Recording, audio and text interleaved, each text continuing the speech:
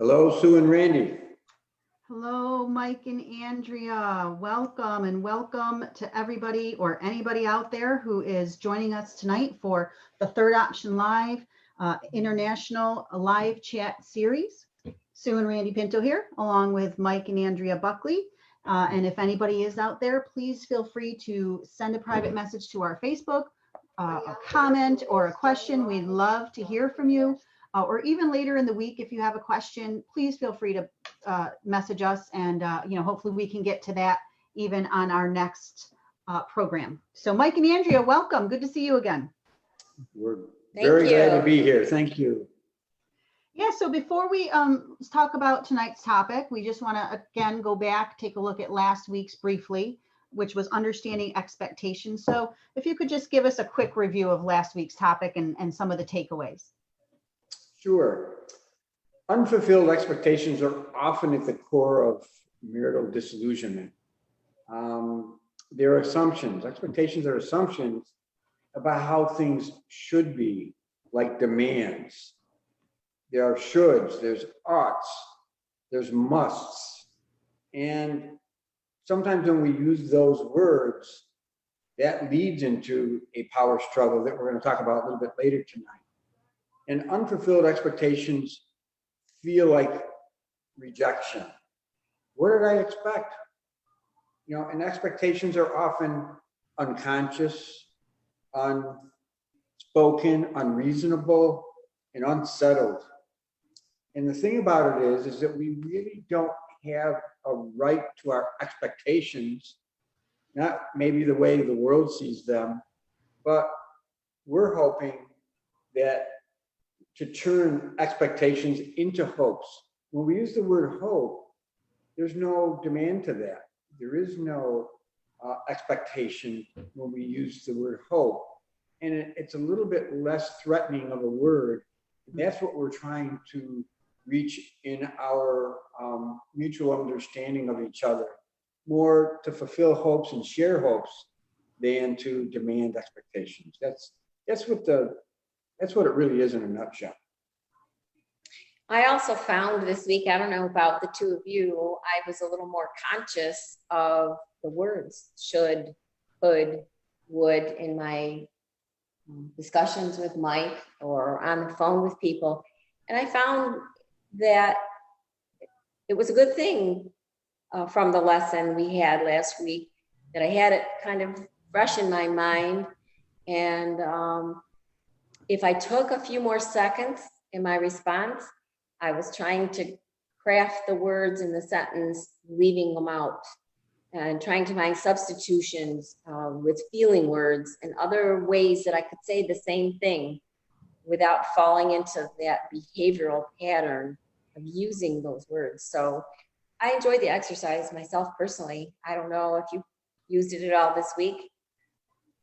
Well, as you said, assumptions, and that's a dangerous word when you say that, Mike, because people don't realize they have assumptions. They don't even realize it. They're there, and as you said, they become unfulfilled. So that's a dangerous word. And Andrea, what you said is key is respond. And people don't respond; they react. Right? So that's very key. That we'll get to it in one of the other topics. So yeah, two words there that stuck out to me in what you just shared. Thank you. Thank you, Randy. And when we're talking about expectations, where do we disagree on an outlook for something? And am I willing to be flexible and to negotiate our differences? That's a key. A lot of times we don't. We're stuck. It's going to be our way or the highway. And then we're leading to ultimatums. And then that takes us down a dangerous path.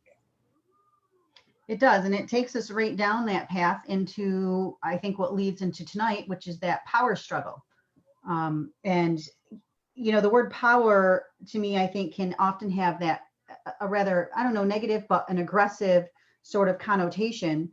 Is there a softer way to think of the word power?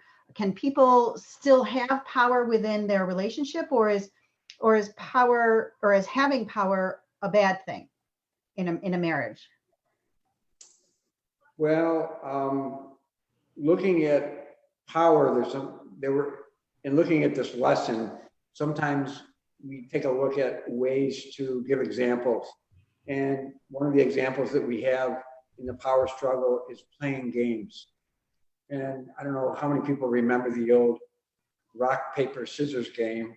I know we used to use this live when we would do the live presentations on Third Option.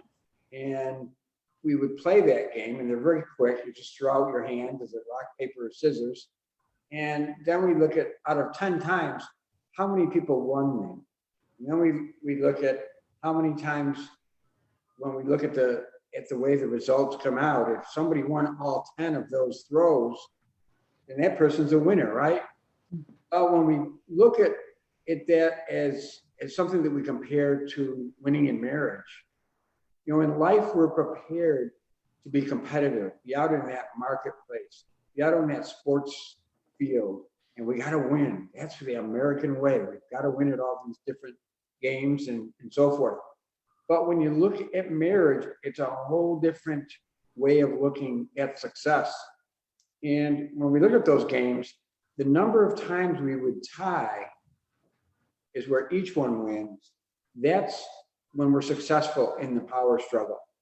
Because when we lose, both people lose. And we're going to get into that a little bit more. But the one thing we're looking to oppose is winning over someone else. Because if tonight I'm going to go to bed as a winner, I might end up going to bed as a loser because I'm going to bed with somebody that lost. So we're going to get into that a little bit more as we go through the lesson. Yeah, I think that power, what you were saying there is, I think often people can equate success and power, and that's not really, I think, what you need in a relationship is not having power over somebody or over a situation. So how and the game, talking about it in rock, paper, scissors, and kind of keeping track of that is a great way to sort of bring that into somebody's mind of how it works and how power can work. But let's talk about some like real life situations. In real life, where have you seen, what are some of the power struggles that happen in relationships all the time? Well, the one thing about looking at power and winning, it's something that we have to look as a mindset. Is my spouse a competitor to me, or is she my partner? And that's how I look at it from not from a competitive point of view, although, I fall into the trap. I want to win. I want to be successful in certain things. But if I do it at Andrea's expense, then we both lost. Because what we're really talking about here is changing that power to cooperation. When either one of us wins, we both lose. So we really want to go through, a winner might feel good temporarily, but when that loser comes forward and says, well, I don't feel so good about this, I'm resentful that you're gloating that I was the winner, it's a lose situation. That's not what we want to accomplish. And we've got an example of that coming up in a story we're going to talk about. Well, I think too, it's important to look at degrees of how this could play out, winning and losing. There's activities and games that we might play with each other, especially we've been playing a lot of cards lately, but we might be out playing tennis. We might golf together. There's a lot of activities that people in relationships do. And so, there's winning and losing there. And then there might be decision making in a relationship. For example, a disagreement or difference of opinion about, I would like to get a new car, but my spouse doesn't agree that it's the right time to get a new car.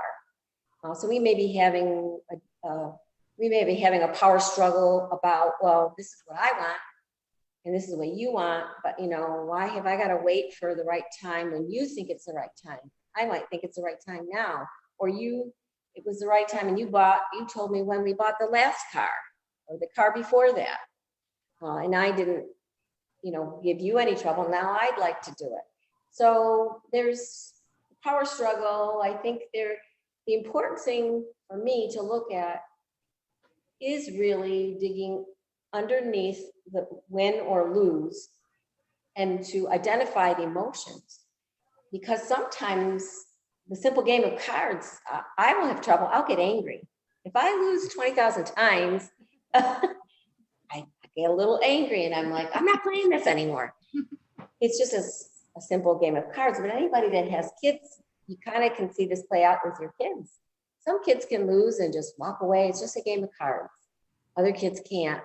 So the minute you start to see the emotion where someone really, can't look at it that in life where there's a winner and there's a loser to sports events, to a lot of things, and we try to teach our children to be good sports, whether they win or they lose, because in a way we're trying to teach them about relationships. We're trying to teach them about cooperation. And those are the things we're trying to bring out in this lesson, is that it isn't about winning or losing. In the marriage, it's always about communication and cooperation, because we really need to be looking at it as a team. Well, and you talk about cooperation, and like you mentioned, compromise. And there's another concept that doesn't come up in this course really, but you see it in relation to some of this, which is the servant relationship, where we're on the same team, how to help the other person win, right? It's not about me winning. How do you help the other person win? The servant, not in a bad way, but it veers off of that. So again, as you said in previous sessions, beginning of the relationship, it starts off that way, and somehow it becomes where it starts going at each other. So I think that servant relationship in life in general, as you said, what you try to teach your children and whatnot, that's a good concept to keep in mind. It is. And Randy, there's, I'm sure you and Sue have had discussions. Never. We have too, about the difference between compromising and walking away from something feeling resentment. It's the rationale behind that. Also, if you're, like you're pointing out, if the intention in your heart is to help someone, be their best way, and you're encouraging them, and you're, that thing. But there's also times where you will concede to one another and then have resentment. So it's important. I think it's going to come up as we get talking too about that person who is powerless. It's not fair for them to walk away in disagreements because somebody else is trying to be powerful. They might look like they're winning. That might be presenting itself that way in the relationship about the issue. But the person who's powerless that walks away has to own that, because it is all about the communication and negotiation. I guess I like that word, because sometimes compromise to some people, not that you meant it that way, but I see it myself when I use it. Sometimes it means you're giving in. Whereas the negotiation, you're still hanging in through the difficult talking to people. And it's important that you have to give your opinion. You have to give your feelings with it. Well, okay, if we do decide to do this, we'll make that decision. So you'll get the decision you want. But this is how I feel about it. And I would hope that the next time something like this comes up, or that you'll consider that, maybe we'd look at my suggestion. So interesting. So if we're talking about like that balance line, and the words came up quite a bit in this whole discussion here, is, you have powerful and you have powerless. So, can you talk about that balance line, how people can be on either end of it, what that looks like, and then, how do they get to the middle? What is that third option? How do they both come away from their ends and come towards each other again? Well, when, we might even ask, how do we know if we're in a power struggle? And when a trivial issue is blown out of proportion, Because the most important issue then becomes, who's going to win this argument or this confrontation? And there is no true truth there. It's a resistance. And then anger and resentment are just lurking below the surface. And a great deal of scorekeeping is going on. And someone's always plotting how they will even the score. And ultimatums are being issued, let's say. And when we do that, you've got the powerful person on one side, you've got the powerless on the other side. The third option is win-win. We both have to be able to walk away from a situation as winners. And sometimes that takes sacrifice. And we have to change our mindset from winning at all costs to both being winners. We have to sacrifice, because when we married the other person, we weren't there to really dominate them. That wasn't what it was all about. And if we did think that, then we're not going to work out as a married couple. But if we both want to look to the middle as to who can win, and we both can walk away winning, then that's the third option. And that's what we work towards, getting away from the world's way of settling things. And we look at politics today or at any time. Usually it's one party really hurting the other party at any cost. That's not how marriage is supposed to work. And that's the third option, win-win.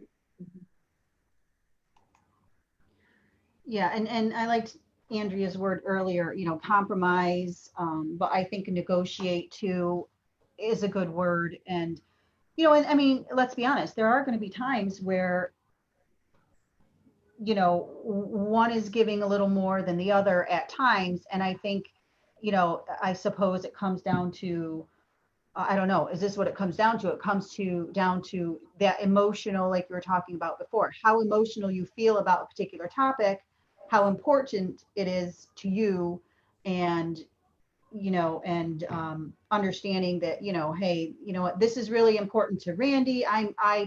It's important to me, but I feel as if he really really needs this, or this is really something he feels strongly about. I don't feel as strongly, so I'm going to negotiate and give a little more and move towards him a little bit more on that. Is that typical of what we should do and how couples should handle it?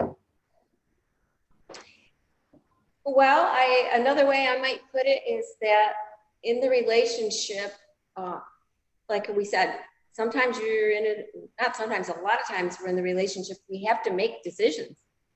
And as we know, we don't always think alike, and we don't always want the same decision. But if you feel like you've gotten your way or you've gotten the win, whether it's me or my husband, at the other person's expense, then you've really lost. So you've both lost. And I think that's what the lesson is really saying here. We want to win-win. We don't want to, if somebody wins, then you have a loss. If you're looking at it, well, hey, I got my way. And that's what people forget. Somebody wins, somebody loses. That's what gets forgotten. Right. Unless it's communicated that, in the previous session, responsibility, when we talked about, or not responsibility, expectations, we talked about settling it, the uns, and we said it, so when you speak it, that's the communication. And the last one was what? Settling. You have to settle it. So if in the discussion, in the decision-making, you've come together and you've said, okay, well, I might not agree, but I accept it, and it's settled, and it's not really a win. It's an understanding that this is the decision we've made it together. But it's not like I wasn't part of it, and I didn't compromise myself and say, okay, I don't care, go ahead, do what you want anyway, and then walk off and you're angry and resentful. And that's where you have the lose-lose scenario. And the other thing is that Andrea mentioned earlier, is that if we are the person that gives in all the time, the powerless one, and we just keep giving in, then we're giving up on our marriage. And that's a bad sign, because we can't just completely give in. We need to be part of that decision-making progress. And even if the powerful one gets the final word on this topic today, there has to be a stand up and count for yourself to say, look, you settled this one today, but I want my shot. The next time we come together, maybe I can pick how it works out. Give me a fair chance to represent my side of the equation versus you winning all the time. And that's I think, an important part of the process. I can think of a very common example from our relationship that's kind of a power struggle: the remote control. I know that make a lot of couples laugh, but there's decisions with whoever has the remote that's going to be in control of selecting the channel. And so often that can just seem like a power struggle, that somebody's doing it and the other person. And I have taken a posture of being powerless about it many times, and like, oh, I don't care, just, what do we got on tonight? And I don't even ask for the remote anymore. But it's been said, maybe you've heard this expression before, we teach people how to treat us. We teach people how to treat us. If I never stand up and ask for the remote once in a while and say, but it'd be nice maybe if I get the remote tonight, and would it be okay if I select the channel? Or maybe for 2 nights I'm going to get it, and then I'll give it back to you, and you can watch it. You can select for another 4 nights. But it's this underlying behavior pattern that the powerless person could set up, where you just relinquish it. And so it's an imbalance that grows. The powerful person is going to keep being powerful because they can, and the powerless person isn't helping the situation because they're enabling that to happen. So it's kind of a small example. I think powerless people could see themselves as victims, and maybe the powerful person comes off as being the bad guy. But we really see in the relationship, both have to own what they need to change. That's what third option is all about. I have to change. However I see myself on the balance line, I have to own my emotion and decide if I need to change to go to the middle, what do I have to change? And that can only work if both of them are doing their part. And part of what that is listening, consulting, and negotiate. If we can really go back and forth to see what's best for both of us, for our marriage, when we're really talking about our marriage, it's how we do that, how we listen, and that's another topic, and then how we consult. We can negotiate, a good settlement to the issues that we might be talking about.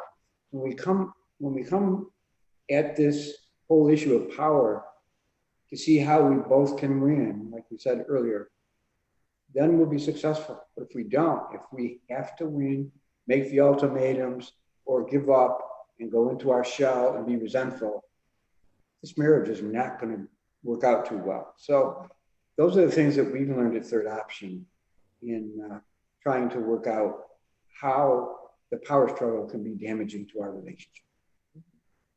And I like that story in terms of the anecdote, in terms of the remote control, because I think that is true. It's a very simple, time where people can sort of, just kind of, oh, whatever, and let them take it. And it's such a simple thing, but yet it really does, I think, represent how easily it can move to something bigger, and how it can move to something bigger than that and beyond that, and over and over and over. That pattern keeps happening over and over. And so, and as usual, it always, comes back to thinking back to, well, everybody has their rights. You have a right to be heard. You have a right to, that goes to the Bill of Rights. And then also going to the other topics, you have to settle, you have to talk, speak what you want to say. So it always goes back to these other topics, and they build within each other and constantly interweave, and comes down to really understanding yourself. which brings up to, questions that we need to look at in terms of ourselves.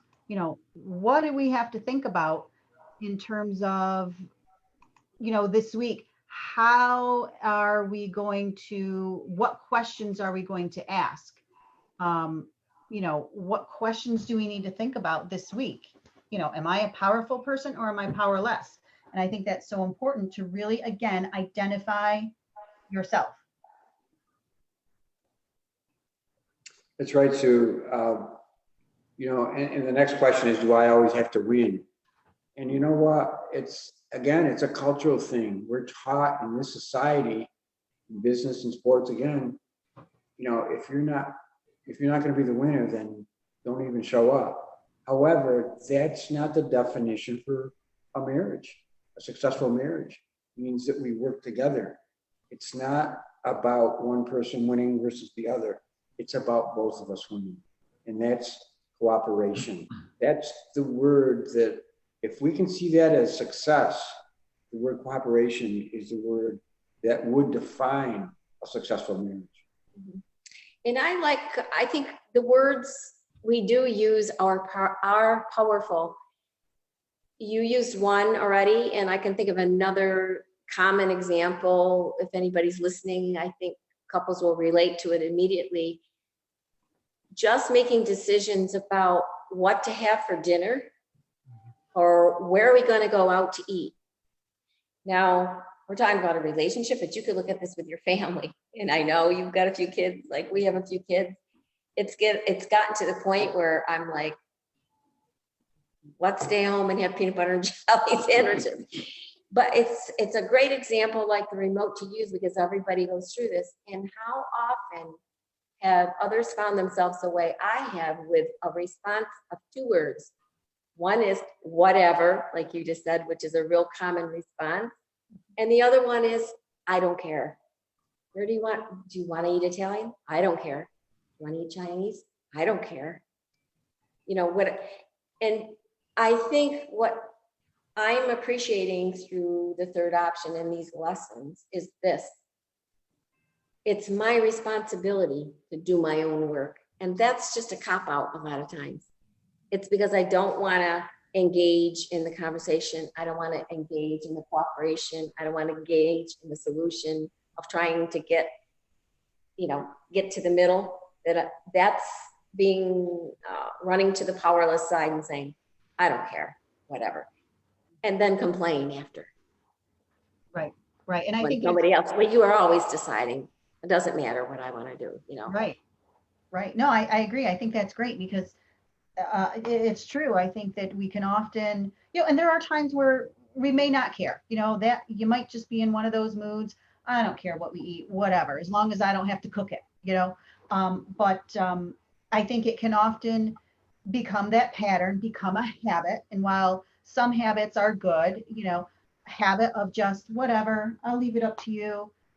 And then it just keeps going and keep going. That habit, you just keep doing that same habit. And next thing you know, it's on to bigger decisions rather than just what's for dinner. And that becomes a problem. And now you're kind of stuck into that pattern.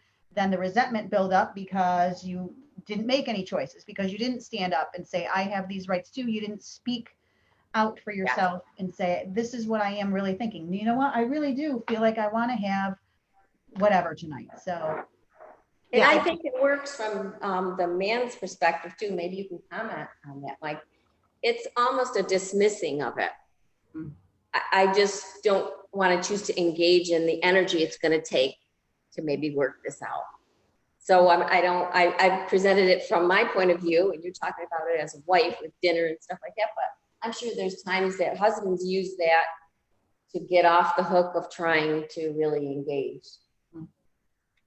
I'm speechless. No, I'm just kidding. It depends where you're coming from. But I know there are times where I don't really care about this issue. Let's just move on and do whatever you got to do. Maybe you can make that decision for us. Yeah, if I really do love you, then I will engage in a conversation about it, showing you that I should care and that I do care. And I'm willing to make the commitment to spending that energy to discuss whatever it is we're we're discussing. So at least if I show up and I'm in the game with you, I think that's what you're looking for. You're looking for both of us to sometimes listen to each other, sometimes consult about this issue, and then, okay, now we got to do the give and take to negotiate what we're going to make in this decision. And if we do all three of those things, we are going to be on the right path. But as you said, interesting, Mike, if you do really concede without resentment, then you're not really giving up power, right? So that can work if it's so, as you said, depends where you're coming from. So you can let somebody else have the decision, and it's not necessarily giving up power if there is no resentment. So it's no sure formula, right? No, you're right, Randy. That's true. It's the third option is win-win. We both can win. We're both on that same team. These are kind of the mantras that we talk about in third option, that in order for us to be successful, we both have to give a little bit, but we also have to give the energy to come to that decision. And that's what we're hopeful to do here. Yeah, and to finish up with the questions, to continue with the questions of what we need to ask of ourselves in terms of, what we need to think about this week. Oops, sorry. We just have to, do I always give up easily just to keep the peace? And then do I resent it? So these are some of the questions in relationship to ourselves. Now, in terms of thinking for our spouse, we have to think in terms of in relation to the partner. So let's go over some of these.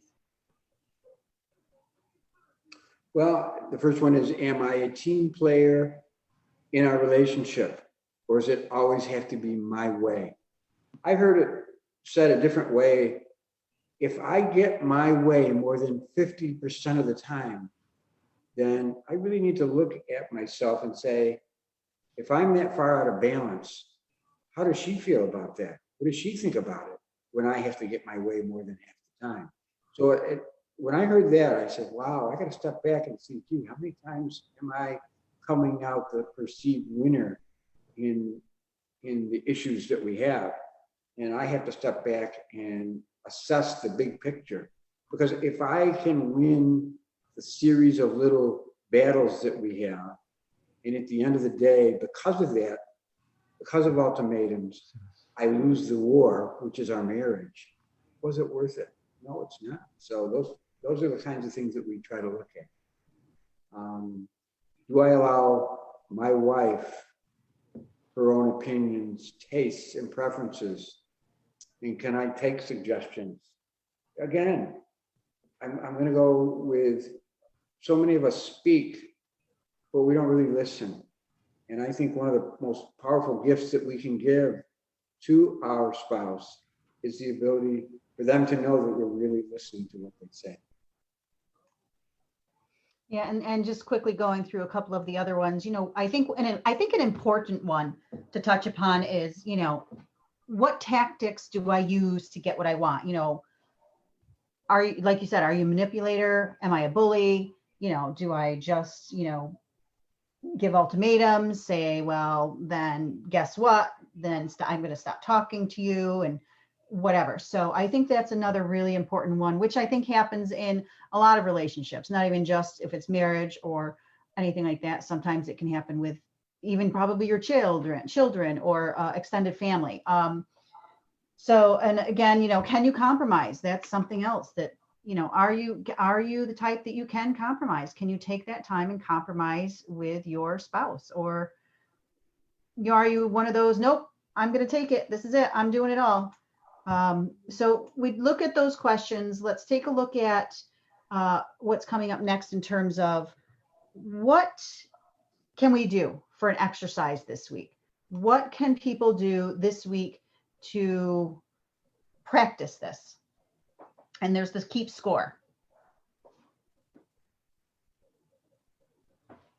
Well, keeping score, we can just be mindful of times that we get into situations where there is a perceived power struggle going on, and see who is the powerful one in those discussions. Keep track of who wins or loses. And where does this suggest that I need to work? For example, if I'm the one that always gets my way, I really want to step back and say, you know what, why am I doing this? I have to really assess my part of what's going on in this give and take and this back and forth. And I also want to take a look at Andrea, if she's in the back seat, if she's just giving in all the time. Again, it's not going to work if we look at that. So I think it's important to be able to take inventory of how the power struggle works in our relationship all week long. And then once we're aware of something, some of the things that we shared tonight and what we learned tonight, we can work on ourselves. Not that we have to work on, I can't do it for Andrea, and she can't do it for me. I need to do it for myself. And I got to bring that fair self to our relationship. So I'm thinking, Sue and Randy, that maybe I might want to put out there for all of us this week to think about it this way. This is probably a new concept for some people because it's countercultural. Like Mike was saying, everything that we see marketed is our winners. We come from that type of a society. And so I think the challenge is really, if this is maybe the first time this concept is being introduced, about really our goal isn't winning, and really winning might be losing, that we think about that individually and maybe do a little bit of exploring into our childhood, into our family life, into our teachers, our own personal story histories. At what phase in our life did we think about winning? Where were we introduced to that concept? Because I think it all adds up to the kind of people we develop into. We could come from very competitive situations because of various reasons. So we're going to be doing other topics, personality differences, childhood baggage. We're going to be getting to those things down the road.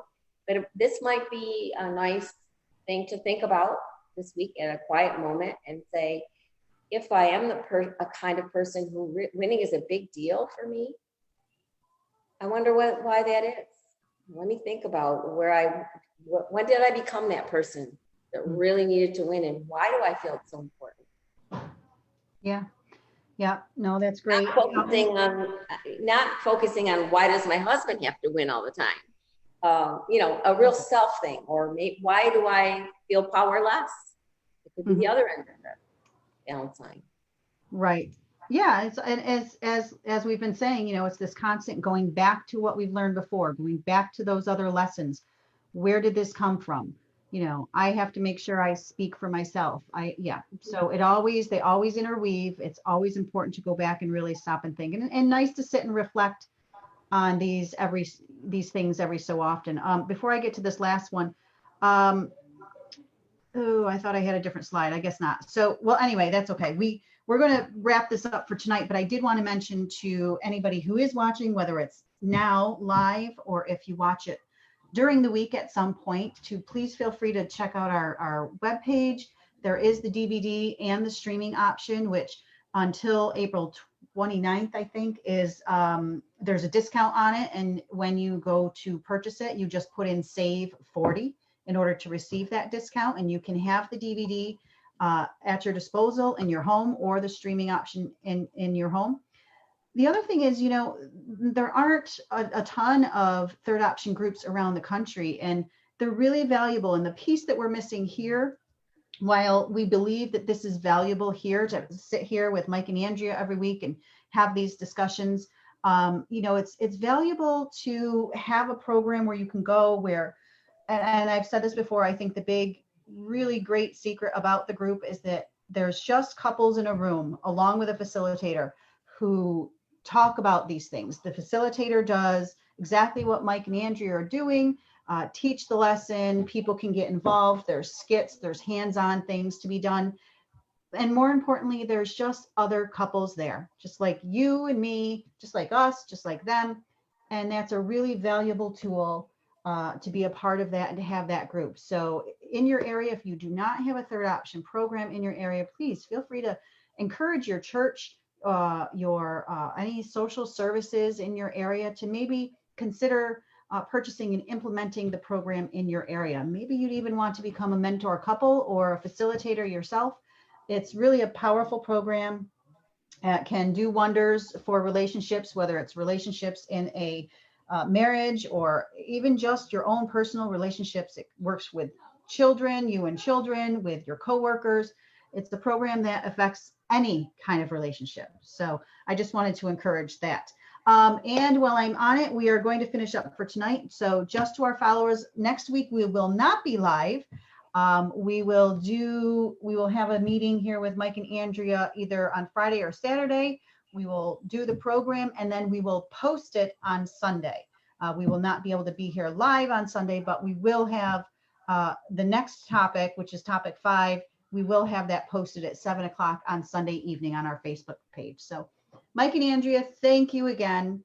It's always great to see you. You have so much information and knowledge and are just really fluent in this program. And it's truly helpful, I think, to us and to anybody who watches. So thank you. Oh, you're welcome, welcome. Sue and Randy. And next week's topic will be on control issues. So we're going to be looking at the differences between power and control. So that should be interesting for people listening in to find out how each is different in their own respective ways and how we can work on control issues in our marriages. Excellent. Awesome. Great. Thank you. Have a wonderful week, Mike and Andrea. Safe travels. We'll see you soon. To everybody else, thanks so much for joining us, whether live or during the week. And we wish everybody well. Same to you. Thank you. Thanks.